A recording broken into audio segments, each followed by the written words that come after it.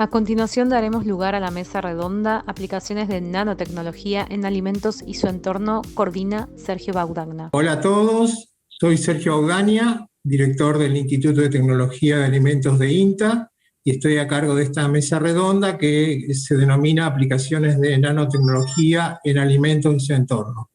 Es sabido que la nanociencia y la nanotecnología manipulan los materiales a escala atómica y molecular. Estamos hablando de dimensiones inferiores a 100 nanómetros, y en esas condiciones ocurren fenómenos físico-químicos únicos que permiten aplicaciones novedosas en distintas disciplinas, en distintos campos. El auge de la nanotecnología a nivel mundial comenzó alrededor del año 2000 como una fecha de referencia, y desde entonces se dio una creciente incorporación de esta tecnología en productos comerciales y en procesos industriales. Para conocer la situación actual de la nanotecnología en la industria alimentaria, tanto a nivel internacional como a nivel nacional en Argentina, invitamos a dos especialistas en la temática. Ellos son Alicia Gallo y Santiago De Paoli. Hola a ambos, les agradezco la aceptación de la invitación para participar en este evento. Y bueno, ya para iniciar voy a presentar a Alicia. Ella es profesora asociada de la Universidad Nacional de Luján y de la Universidad Nacional del Oeste de la provincia de Buenos Aires, y es miembro de la Fundación Argentina de Nanotecnología. El título de la presentación de Alicia es Cuando lo pequeño es grande, nanotecnología e industria alimentaria. Adelante, Alicia. Muchas gracias, Sergio, y agradezco a los organizadores la invitación y la posibilidad de compartir, aunque sea muy rápidamente, un mundo con muchas alternativas dentro de la nanotecnología. Vamos a hacer un recorrido bastante rápido acerca de todas las posibilidades que la nanotecnología ofrece dentro de las matrices alimentarias y en compuestos que están en contacto con ellas.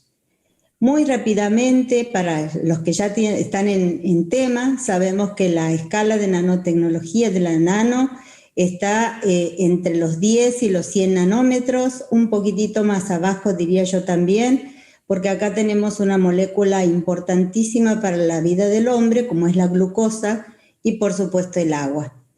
Los átomos de carbono que estudiamos tanto en tecnología de alimentos están enlazados, y 6 de estos enlaces alcanzan un nanómetro de longitud para tener una idea de en qué escala nos estamos moviendo.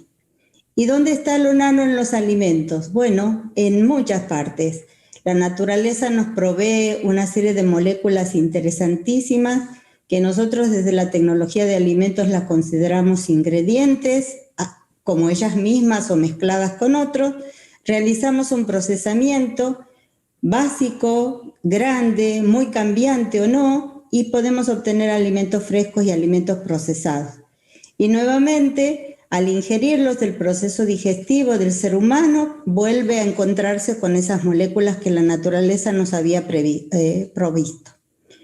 Acá entonces podemos encontrar a escala nano, moléculas, biopolímeros, agua, algunas estructuras que pueden formar esos ingredientes como fibras, emulsiones, espumas, y lógicamente se van a traducir en características, digamos, diferenciales de cada alimento. Cuestiones como textura, sabor, vida útil o la propia biodisponibilidad de esa molécula de interés.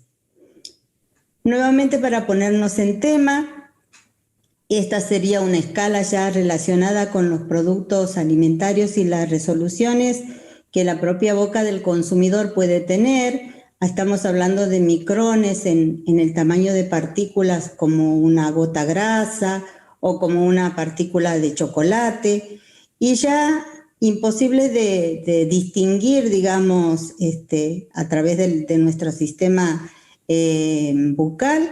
Vamos a tener toda una serie de posibilidades, tales como la formación de geles, la formación de redes, la formación de micelas adentro de los alimentos. ¿Qué cosas pasan durante un procesamiento? Desde las estructuras, digamos, individuales, originales, Utilizamos cualquier tipo de procedimiento que en general involucra la acción del agua, involucra la acción del calor hacia la temperatura alta o hacia la temperatura baja, y podemos encontrar nuevas estructuras que son las que conocemos y que manejamos a diario en nuestro métier de tecnólogos alimentarios. Las aplicaciones nanotecnológicas para el sector alimentario abarcan categorías de las más diversas. Hice una pequeña síntesis de esto, hablando en primer lugar de aquellos que consideramos ingredientes alimentarios, que no son los que normalmente conocemos, sino que también han sido procesados o formulados o disminuido su tamaño justamente para formar nanoestructuras. Aditivos, que también los conocemos como categorías cuando formulamos un alimento, también pueden nanoparticularse, nanoestructurarse, y lógicamente todo aquello que está en contacto con un alimento. Hablo en general del packaging o ya de dispositivos que están basados en la nanotecnología y que también nos dan algunas alternativas de tratamiento, entre las que se ha avanzado muchísimo, como el hecho de los nanosensores para estar seguras digamos, conscientes y controlando la seguridad alimentaria y la trazabilidad, y ejemplos valiosísimos como el tratamiento de agua para lograr agua potable.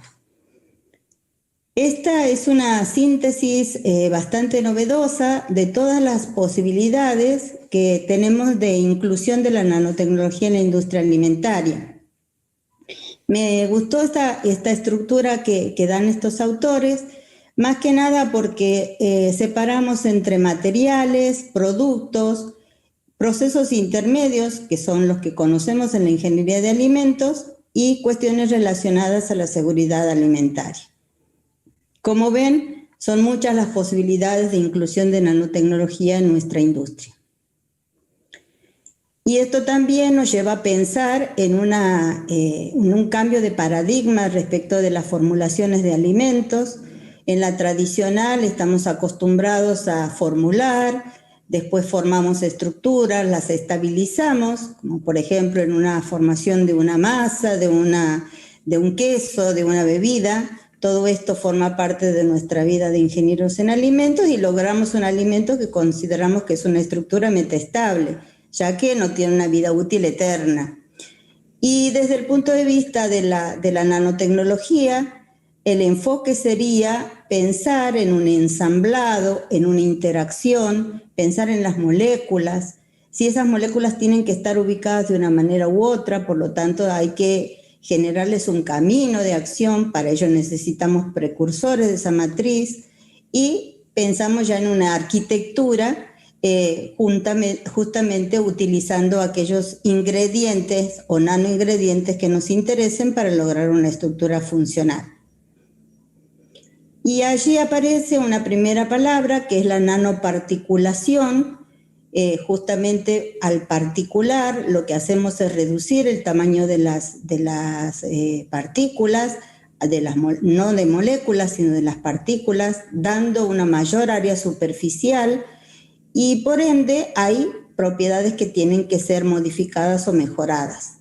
Hay mejoras en lo que sería el delivery de las sustancias que nos interesan, modificamos solubilidad, logramos un mayor tiempo de residencia en el tracto gastrointestinal, favoreciendo biodisponibilidad y absorción. Podemos preservar nutrientes vitales, podemos incrementar la vida útil, y con este nuevo enfoque muy preocupado que tiene al universo entero, que es la reducción de pérdidas por desechos, pero referidas exclusivamente a los alimentos.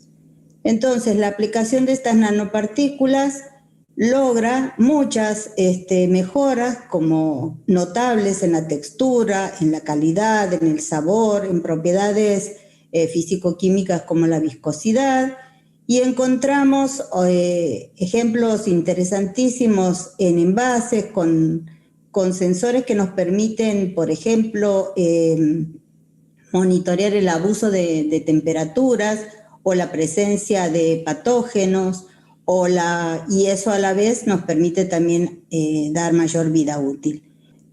Y quería centrarme en estos desafíos que son mundiales. Yo considero el alimento como un equilibrio bastante endeble en el sentido del modo en el que uno formula un alimento, en donde tiene macronutrientes como proteínas, lípidos, fibras, micro como vitaminas o minerales y por supuesto la necesaria y vital presencia del agua en una matriz alimentaria. Bueno, todo esto puede ser tocado efectivamente por la nanotecnología. Hoy hay preciosos estudios acerca de la nanoparticulación de fibras tales como la celulosa, cambiando totalmente sus propiedades físico-químicas. Y esto es un desafío, les decía, porque se estima que vamos a tener un crecimiento demográfico muy alto y por lo tanto la industria de alimentos debiera ofrecer alternativas de mayor vida útil a los productos y mayores beneficios nutricionales. En ese marco es que se está trabajando con nanotecnología y les doy solamente un ejemplo relacionado a la fortificación asociada al concepto de lo que es recuperación de residuos alimentarios. Y es así que en una matriz elegí una sola de las muchas en las que podemos trabajar, productos lácteos por su gran consumo mundial, en donde podemos incluir cuestiones nanotecnológicas de las más diversas procedencias, microbiológicas como la presencia de probióticos o sustancias que tienen actividades de prebiótico como la incorporación de inulina, las vitaminas en un tamaño tal que puedan ser disponibles, digamos, para el ser humano con mayor facilidad, el trabajo con proteínas y la nanoparticulación o, por ejemplo, extraer a partir de residuos de frutas y vegetales productos muy importantes como pigmentos o polifenoles que tienen su capacidad antioxidante muy estudiada y reconocida. Entonces, todo esto está atravesado por la nanotecnología. En esta situación también nos encontramos como tecnólogos tratando de resolver o tratando de dar respuesta a todas las demandas del consumidor, que nos piden muchas cosas, que le piden muchas cosas al alimento y aparte de eso piden que nos haga felices. Así que es un desafío muy interesante. También la nanotecnología tiende un puente entre lo que es la industria alimentaria y la medicina. Y bueno, hemos aprendido muchas cosas. Entonces, así como hablamos ahora de terapéutica en alimentos, que antes ni se nos ocurría, tenemos productos ya en el mercado, como es el caso de péptidos bioactivos que tienen reconocida acción antihipertensiva o antiinflamatoria, antiviral. Y esto, por un lado, está buenísimo como actividades de protección para el ser humano, pero a la vez plantean desafíos a la tecnología de alimentos. Cuando uno tiene un péptido chiquito, tiene problemas de amargor, entonces, o excesivas reacciones de Maillard, que no queremos que algo que esté blanco o color crema se nos transforme en algo marrón. Entonces, a la vez que tenemos nuevos ingredientes, también tenemos nuevos desafíos en las tecnologías. Y acá estamos con la vitamina A, que la vitamina A la conocemos hace muchos años, conocemos sus ventajas. En este tiempo de encierro, junto con la vitamina A, la vitamina D, el sol y demás, estamos sufriendo y tratando de buscar nuestra salud en tiempos de crisis. Y bueno, acá la respuesta de la industria es la fortificación. Las preguntas que nos hacemos acá es ¿cuán seguro es esto? Porque si nosotros aumentamos la posibilidad de que efectivamente llegue al metabolismo humano, la pregunta con la vitamina A si no nos vamos a tomar demasiada vitamina A de tal modo que nos nos produzca alguna toxicidad. Entonces esto también es necesario estudiar. Y así quería mostrarles cómo es necesaria la interrelación entre las diferentes ciencias. Acá aprendimos mucho de la vitamina A a partir de la cosmética o lo farmacéutico. Hace muchos años que la industria farmacéutica y cosmética trabaja para que se nos noten menos las arrugas y aprendimos de eso y usamos en alimentos también liposomas, nanopartículas poliméricas. Este es un caso de un complejo de retinol justamente con una ciclodextrina. Las ciclodextrinas tienen este formato como de vasito de helado, tienen la posibilidad de meter adentro de esta estructura moléculas de interés y se han probado muchos complejos de inclusión con ciclodextrinas. También las ciclodextrinas han mostrado un ejemplo muy interesante que es la reducción de colesterol en leche. Este vasito, digamos, es capaz de sostener el colesterol que está en este color lila que vemos acá y después por una simple centrifugación podemos separar un producto que nos resultaba de interés su disminución. Otro ejemplo muy interesante es la cuestión de la sal. Tenemos problemas relacionados con la hipertensión y con una recomendación ya hace muchos años de la Organización Mundial de la Salud de disminuir el consumo de sal y esto conlleva varios desafíos. Desafíos en formulación de alimentos convencionales, no solamente por lo que la sal implica en la formación de las matrices alimentarias, sino también por, lógicamente, los sabores que permite desarrollar en un montón de productos, especialmente los panificados o los cárnicos. Entonces, este ejemplo es el de la nanoparticulación de la sal común, un granito, digamos, de cloruro de sodio, estamos en los 2500 nanómetros y somos capaces de disminuir al tamaño submicrónico con algunos desafíos. Como todos ustedes seguramente saben, tecnólogos, la avidez que tiene el cloruro de sodio por el agua es notable.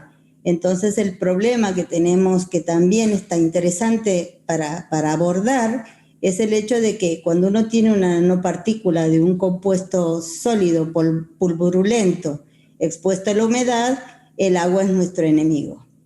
Entonces vamos a lograr, sí, una nanoparticulación, pero vamos a tener que estar muy, muy atentos al modo en el que conservamos ese producto tan pequeñito.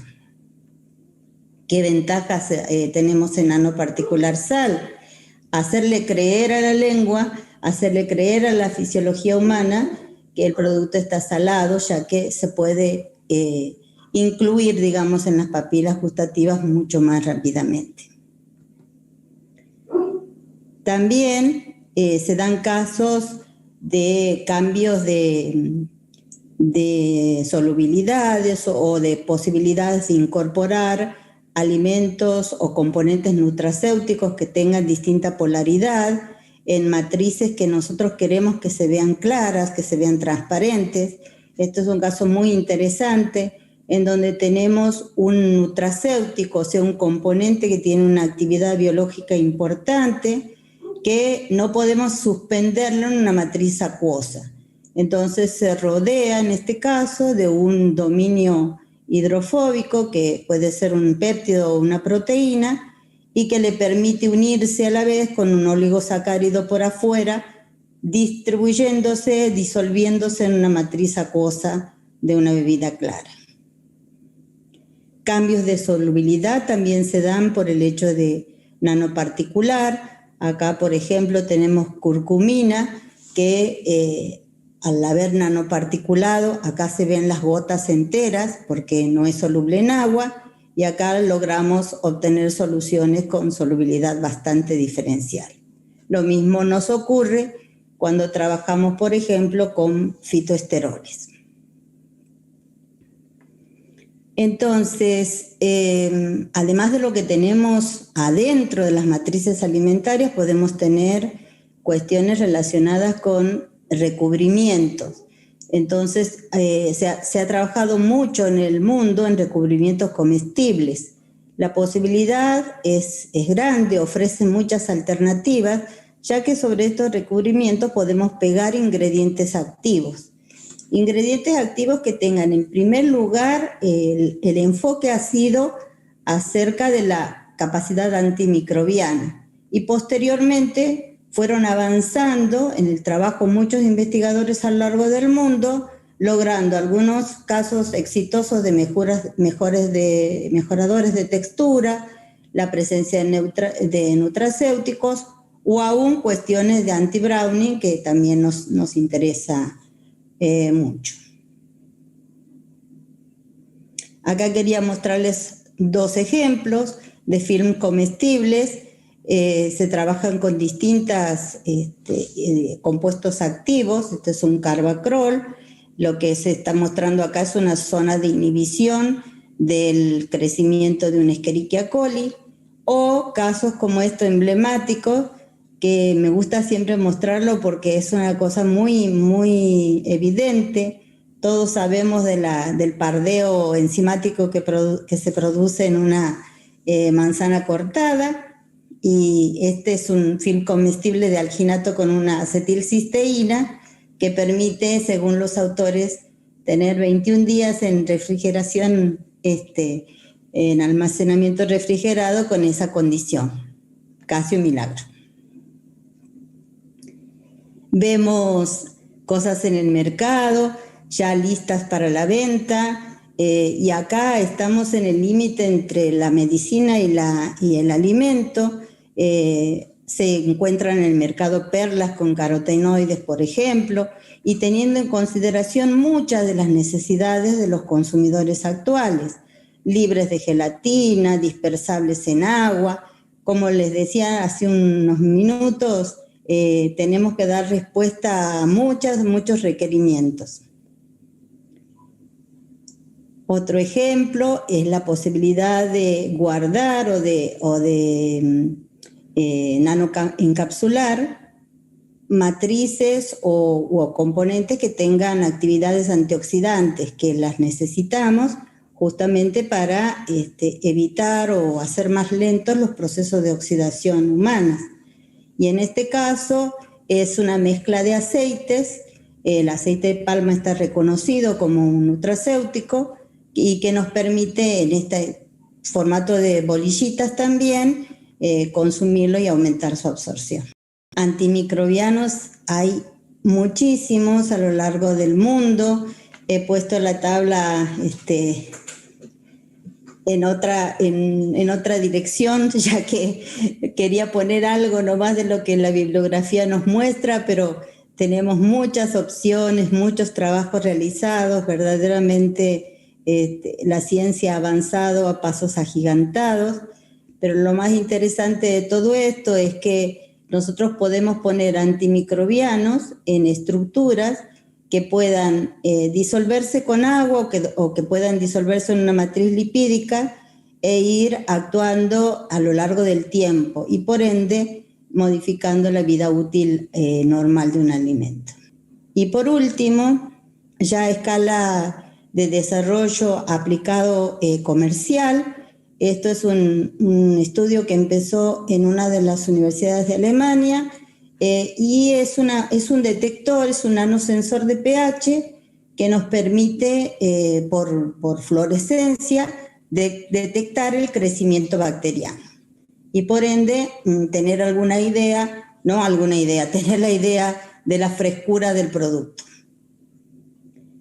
A escala macro ya, mucho más grande, hay desarrollos espectaculares relacionados con la nanofiltración, que nos permite separar hasta iones de carga simple, o en este caso en la industria alimentaria tenemos nanofiltros para separar sodio, cloruros y obtener sueros sin esos inconvenientes, o por ejemplo deslactosar en lugar de utilizar una enzima como la lactasa. Esto es un proceso de nanoneutralización de aceites que era muy, muy estudiado y que traía bastantes problemas en la industria de aceites, de refinamiento de aceites, y bueno, les puse un dispositivo que está en acción. Entonces, con todo esto y cerrando y agradeciendo la invitación, quería darles apenas un pantallazo y ver que la nanotecnología no es una ciencia única que requiere necesariamente los aportes de todo. Hoy un tecnólogo en alimentos no puede transformarse en un fisiólogo, no puede transformarse en un inmunólogo, requiere de los conocimientos de ellos para saber qué necesita el humano. Sabemos muchas otras cosas los ingenieros en alimentos, pero de todos modos esta unión de todas las ciencias verdaderamente hace crecer el conocimiento humano. Dudas sobre la nanotecnología se han originado muchas. Se han originado por sobre todo en el inicio de la nanotecnología cuando la relacionábamos exclusivamente con nanopartículas metálicas. Pero en todas las cosas que yo les fui mostrando, estamos hablando de matrices naturales que han sido o de ingredientes o de compuestos naturales que han sido modificados en tamaño. Entonces, desde el enfoque que hoy les comparto, no podemos hablar de los riesgos que en el inicio de la nanotecnología asociada a lo metálico existían. Sí, existe aún un desconocimiento relacionado a la bioacumulación.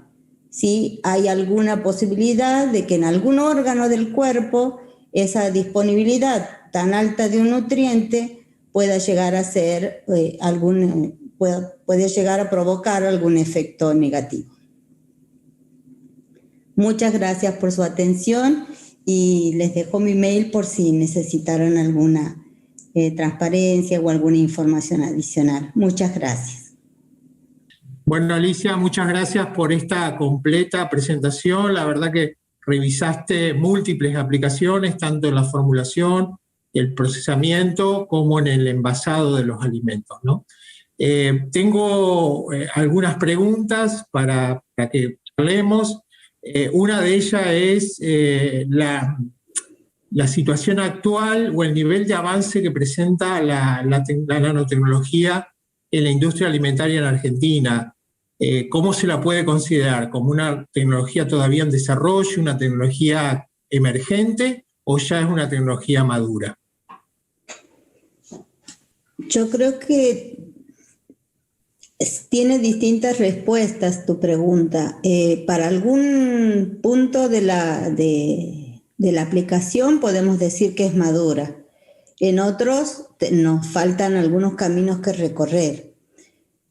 Por sobre todo, también hay la necesidad de una redenominación de los procesos. Y lo digo en este sentido. Yo me ocupo, soy enzimóloga industrial y utilizo hace muchísimos años enzimas para degradar distintos tipos de tejidos, particularmente tejidos vegetales. Entonces, la recuperación, por ejemplo, de pigmentos vegetales a partir de la aplicación de enzimas es en sí mismo un proceso nanotecnológico. Y de él conocemos mucho hace muchos años. Con las herramientas que tenemos, hemos logrado estabilizar compuestos, hemos logrado recuperar de la naturaleza muchas cosas que se tiraban, eso sin duda. Hay grupos en la Argentina que están trabajando hace varios años, por ejemplo, en celulosa, logrando nanocelulosa que nos permite obtener productos similares a un almidón modificado, por ejemplo, que puedan servir de espesantes, o podemos encontrar productos de degradación intermedia, que también son muy interesantes para la salud intestinal. En otros casos, también los microorganismos se consideran herramientas, vehículos nanotecnológicos. En bacterias lácticas en Argentina se trabaja hace mucho tiempo, se ha iniciado quizás, yo lo tengo como referente al CERELA como primer lugar de estudio de todo eso, y se ha expandido a lo largo de toda la Argentina. Y la acción de los microorganismos sobre determinadas matrices alimentarias también se puede considerar procesos nanotecnológicos. Vislumbro un futuro verdaderamente muy interesante, más que nada en el sentido de que es necesaria la recuperación de aquello que durante mucho tiempo consideramos residuos, basuras. Y esa es el establecimiento de los nuevos desafíos del milenio, nos hicieron repensar también muchas actitudes humanas acerca del desprecio, del valor del alimento. Yo creo que estamos en ese punto. Estamos en los dos puntos extremos, en donde la nanotecnología nos ayuda mucho y donde lo macro también debe ser revisado. Bueno, Alicia, nuevamente muchas gracias por tu interesante presentación y bueno, y por aceptar participar en esta mesa redonda. Bueno, ahora voy a presentar a Santiago De Paoli. Santiago es licenciado en Tecnología Industrial de la UADE y es presidente de la empresa Lipotech Argentina. Santiago nos va a hablar sobre la utilización del liposoma como carrier de ingredientes funcionales. Bueno, Santiago, adelante. Bueno, muchas gracias, Sergio, por la invitación. Yo me dedico a la dirección de desarrollo de negocios y soy presidente de Lipotech. En Lipotech fabricamos liposomas y voy a contar un caso de éxito de aplicación de nanotecnología en alimentos. Para lo cual tengo que comenzar conversando acerca de la anemia. Una de las principales causas de la anemia es la deficiencia de hierro. Actualmente se calcula a nivel mundial que 1 de cada 3 mujeres en edad reproductiva sufre de anemia. La ingesta de hierro para mujeres embarazadas y mujeres en edad reproductiva es mayor que para hombre adulto, pero para tener una referencia de cantidades, la ingesta de hierro para hombres adultos está entre los 14 y los 18 miligramos, dependiendo de cada legislación. Una de las herramientas para combatir la anemia es la fortificación de alimentos. En realidad es una de las herramientas para combatir la deficiencia de nutrientes. Los ingredientes utilizados para la fortificación de alimentos deben ser biodisponibles. El concepto de biodisponibilidad es muy importante porque refiere a la porción del nutriente ingerido que puede ser utilizado por el organismo. El ingrediente no debe modificar el sabor, el color, el olor o la vida útil del alimento. No debe causar rechazo en el consumidor. Deben ser estables, no alterar la vida útil del producto y deben cumplir con los requerimientos de calidad y seguridad utilizados para ingredientes alimenticios. Una de las referencias puede ser el Food Chemical Codex, por ejemplo. El sulfato ferroso es la fuente de hierro no hemínico más utilizada para el tratamiento de la anemia. Su biodisponibilidad es de las más estudiadas y comprobadas, pero presenta diversos inconvenientes a la hora de utilizarlo como ingredientes en alimentos. En primer lugar, el sabor imparte gusto metálico que causa rechazo en el consumidor. En segundo lugar, las interacciones negativas. El hierro es un factor catalítico de reacciones de rancidez. Ante la presencia de materia grasa genera rancidez. También interacciona de manera negativa con pigmentos y colorantes presentes en la matriz. Bueno, yo me tengo que ir más de 30 años atrás para empezar esta historia, donde bioquímicos, investigadores, desarrollan una metodología innovadora para fabricar liposomas. ¿Qué son los liposomas? Son microvesículas formadas por fosfolípidos que pueden ser unilamelares, bilamelares o multilamelares. Para dar una idea de tamaño comparativo con vesículas celulares, los liposomas que nosotros fabricamos, que Lipotech fabrica, son de tamaños variados. La metodología que tenemos permite fabricar liposomas de distintos tamaños que van desde los 50 hasta los 500 nanómetros. El liposoma es un carrier que asemeja a la estructura de las membranas de las células. Dentro de un liposoma se puede microencapsular todo tipo de compuestos, sean solubles en agua o en lípidos. Si un compuesto no es soluble en agua y en lípidos, no puede ser microencapsulado en liposomas. Y hago esta aclaración porque lamentablemente se pueden encontrar algunas propuestas de compuestos insolubles, tanto en agua como en lípidos, microencapsulados en liposomas, lo cual no es factible. ¿Qué es lo que otorga, qué es lo que brinda la estructura del liposoma? Por un lado, confiere protección a los compuestos. Y por otro lado, asegura la absorción por su similaridad con las membranas celulares. Y aquí les puedo mostrar, esto viene de un estudio que realizamos con la Universidad de Urbino en Italia, fotografías, gracias a la microscopía electrónica convencional, fotografías de las estructuras liposomales, de Lipotech, de nuestros liposomas. Se pueden ver como estructuras esféricas de distintos tamaños que asemejan nuevamente a las membranas celulares. Y en ese mismo trabajo, en otra investigación, lo que se hizo fue hacer una tinción de los liposomas para comprobar justamente la absorción de los liposomas a nivel celular.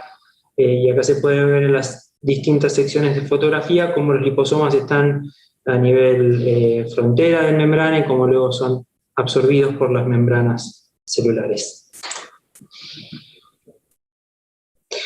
Bueno, volviendo al tiempo, en aquel entonces se utilizó la tecnología para fabricar liposomas para microencapsular el sulfato ferroso y con él fortificar leche fluida. En aquel entonces, la empresa argentina que lanzó el producto fue reconocida a nivel mundial porque el producto fue totalmente innovador. Estamos hablando de una leche fortificada con un IDR entero de hierro por litro y con óptima biodisponibilidad. Estos son algunos de los estudios científicos realizados acerca de nuestros liposomas. Algunos de ellos los pueden encontrar en nuestro sitio web www.lipotechsa.com. Las aplicaciones de los liposomas son muy variadas para todo tipo de alimentos. Hoy en día, con el crecimiento de los alimentos funcionales y los suplementos, los liposomas están tomando más relevancia como carrier o como vehículo de sustancias lábiles, gracias al factor de protección que otorgan y porque a su vez también aseguran la absorción de estos compuestos.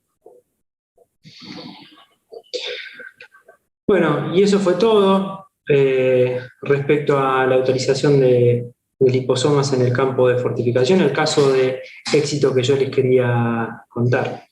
Actualmente nuestra empresa vende y exporta liposomas a distintos países y nos encontramos trabajando también en desarrollos de microencapsulaciones de ingredientes activos como vitaminas, como lípidos con acción funcional. Justamente lo que se busca es mejorar la protección de estos compuestos sin perder de vista justamente la biodisponibilidad. Bueno, Santiago, muchas gracias por tu presentación, por mostrarnos aplicaciones comerciales, casos de éxitos de los liposomas que ustedes desarrollan. Tengo un par de preguntas para vos. Primero, ¿qué nuevas aplicaciones o usos de liposomas predicen para los próximos años? Bueno, es muy interesante porque con el crecimiento que está sucediendo de productos funcionales y del mercado de suplementos, los liposomas resultan ser un carrier más que interesante para todo tipo de sustancias termolábiles o lábiles, digamos, ya que nuevamente incrementan la protección y al mismo tiempo incrementan el margen terapéutico de sustancias que tienen difícil manejo, que son de fácil oxidación o que, nuevamente, por ahí no soportan fácilmente sustancias lábiles, digamos. Bueno. Actualmente nos encontramos trabajando, actualmente justo estamos trabajando en un trabajo de investigación con la doctora Rossetti y el doctor Rizzo en el INTA, donde estamos haciendo trabajos de aplicación de vitamina C microencapsulada en liposomas, y lo que estamos justamente investigando es cómo los liposomas brindan protección a la vitamina C. La vitamina C es una de las vitaminas más lábiles que hay, ¿no? Bueno, gracias, Santiago. Bien. Y tengo otra pregunta, que es ¿cómo impacta en el costo final del producto la incorporación en este caso, de liposomas? Bueno, en general el destino de los compuestos o los ingredientes que se utilizan en liposomas son los productos funcionales. Y el consumidor de los productos funcionales tiene cierta expectativa con respecto a su consumo, por lo tanto también está dispuesto a pagar quizás un valor diferencial, pero además tampoco hay que perder de vista que estos ingredientes van en el orden de los miligramos, incluso menos, y lo que se busca en un alimento funcional es cubrir una fracción en una porción, con lo cual el costo de la utilización de un carrier tranquilamente puede suceder, el producto lo puede soportar. Bueno, bien, gracias. Y bueno, finalmente ya estamos cerrando la mesa. Agradecerle a los dos la participación, a Alicia, que hizo una revisión de distintas aplicaciones, tanto en alimento como en envase, y bueno, y Santiago, ya una aplicación más concreta de los liposomas que desarrolla Lipotech. Y bueno, y agradecer a toda la gente que está participando del evento y en particular de esta mesa redonda. Gracias a todos. Y bueno, que continúen bien la jornada. Hasta luego. Gracias.